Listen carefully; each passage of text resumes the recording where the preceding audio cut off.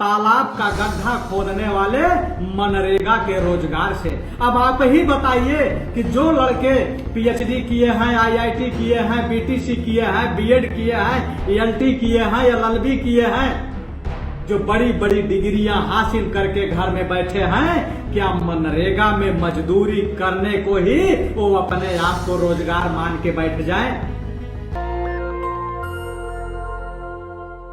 अगर बेरोजगारी की झूठ के पुलिंदे पे बात करना हो तो आप उत्तर प्रदेश का दरवाजा खटखटाइए। सूबे के मुखिया योगी जी हमेशा बेरोजगारी पर बात जब कोई करता है तो वो कहते हैं कि उत्तर प्रदेश में पढ़े लिखे योग्य लोगों की कमी है। लोग अगर रोजगार की बात करते हैं तो कहते हैं कि नौकरियां तो बहुत हैं लेकिन योग्य लोग नहीं हैं। और जब कभी मीडिया वाले पहुंच जाते हैं लॉकडाउन के दौर में बेरोजगारी की जब बात करते हैं तो सूबे के मुखिया ये कहते हैं कि हमने करोड़ों लोगों को रोजगार दे दिया। और उस रोजगार को जोड़ते कहां हैं? तालाब का गड्ढा खोदने वाले मनरेगा के रोजगार से। अब आप ही बताइए कि जो लड़के पीएचडी किए हैं, आईआईटी किए हैं, बीटीसी किए हैं, बीएड किए हैं, एलटी किए हैं, एलएलबी किए हैं, जो बड़ी बड़ी डिग्रियां हासिल करके घर में बैठे हैं, क्या मनरेगा में मजदूरी करने को ही वो अपने आप को रोजगार मान के बैठ जाए?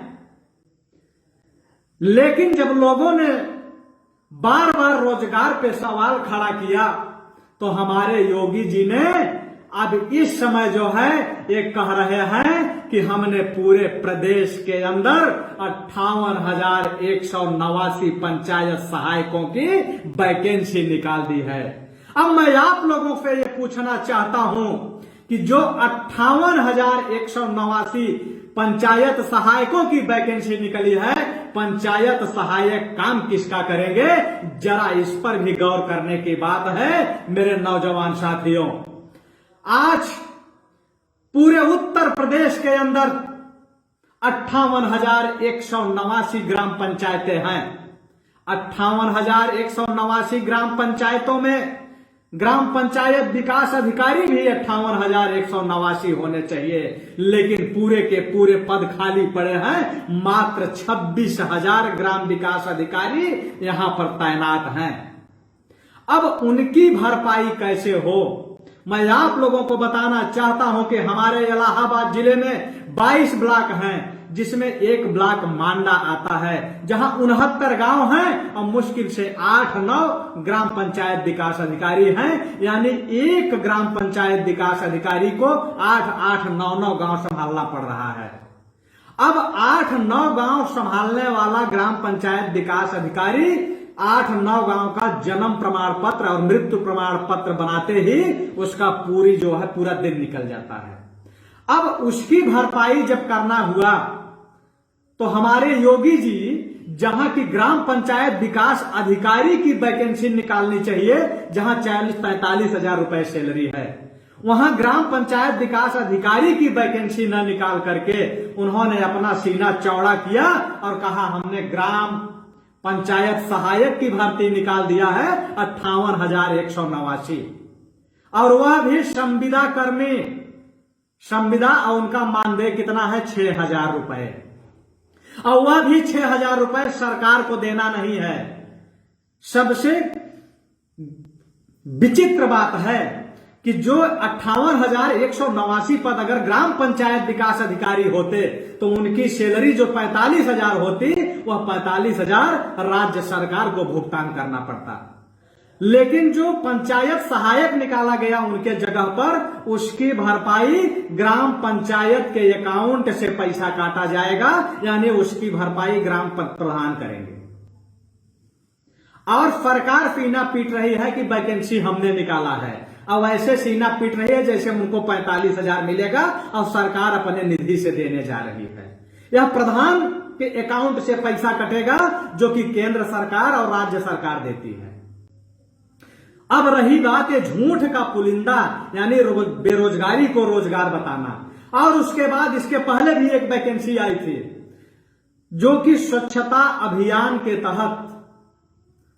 अभियान मिशन के तहत हर गांव में सामुदायिक शौचालय बनाए गए थे। और वह सामुदायिक शौचालय जो बनाए गए हैं वह जनता के पैसे को सिर्फ व्यर्थ करने का एक जरिया बनाया गया है। अब जैसे आप मान लीजिए कि जैसे मेरा ही गांव है जिसकी आबादी लगभग 10,000 से ज्यादा है और एक सामुदायिक शौचालय बना दिया गया है और जिसका जो कि गांव का जो क्षेत्रफल है वो 5 किलोमीटर उत्तर दक्षिण है और 5 किलोमीटर पूर्व पश्चिम है और एक जगह सामुदायिक शौचालय बना दिया गया है। अब आप ये बताइए कि 5 किलोमीटर अगर सेंटर में ही मान लीजिए तो 2.5 किलोमीटर मान के चलिए। अब आप बताइए कि 2.5 किलोमीटर चल करके कौन सामुदायिक शौचालय में जाएगा। अब थोड़ी देर के लिए अगर मान लिया जाए उस सामुदायिक शौचालय की स्थितियां क्या है कि उसमें जो है केयर टेकर की वैकेंसी निकाली गई है वह भी 58,189 पर और उसकी भी भरपाई ग्राम पंचायत के खाते से की जा रही है जिसकी सैलरी 6,000 है और वहां रख रखाव की सामग्री 3,000 यानी 9,000 महीने वह भी ग्राम पंचायत के खाते से जा रहे हैं। यानी 9,000 उधर और 6,000 इधर, 9-6 15,000 रुपए हर महीने ग्राम पंचायत के निधि से ग्राम प्रधान के खातों से कट करके वो सीधे जा रहा है। यानी एक साल 12 महीने में 1,80,000 हुआ और 5 साल में 9 लाख रुपए हुआ।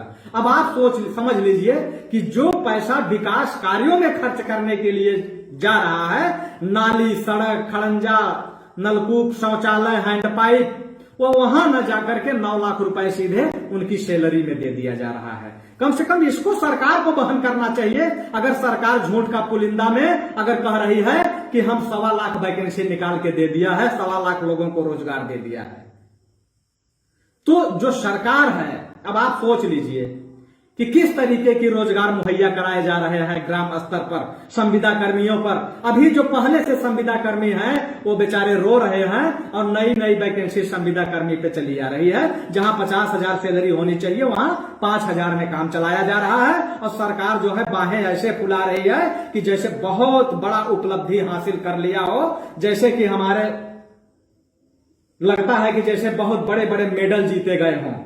तो मैं ये कहना चाहता हूं आप लोगों के माध्यम से, मैं ये पूछना चाहता हूं सूबे के मुखिया से कि क्या हमारे यहाँ जो पीएचडी करेगा, जो आईआईटी करेगा, जो बीई। नेशनल दस्तक की आपसे गुजारिश है कि अगर इसको बचाना चाहते हैं तो नेशनल दस्तक को सब्सक्राइब करने के लिए रेड कलर के सब्सक्राइब बटन को दबाएं, फिर बेल आइकन की घंटी दबाएं। नेशनल दस्तक को बचाने के लिए बहुत जरूरी है कि हर खबर को शेयर करें, लाइक करें, कमेंट जरूर करें।